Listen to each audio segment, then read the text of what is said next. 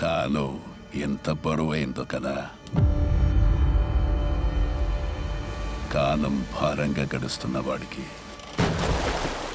పాచికలాడటం అనేది పరమౌషధం కదో. ఇవి పావులు, ఇవి 2 పాచికలు. పడ్డ సంఖ్యను బట్టి పావును జరపాలి.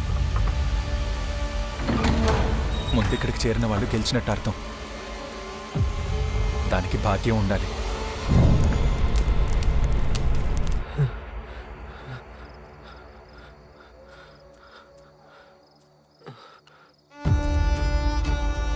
ఇవి పావులు, ఇవి 2 పాచికలు. పడ్డ సంఖ్యను బట్టి పావును జరపాలి. ముందిక్కడికి చేరిన వాళ్ళు గెలిచినట్టు అర్థం. దానికి భాగ్యం ఉండాలి.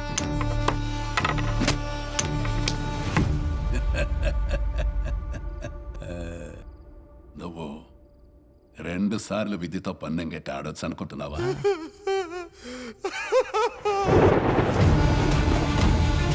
ఇవి పావులు, ఇవి 2 పాచికలు.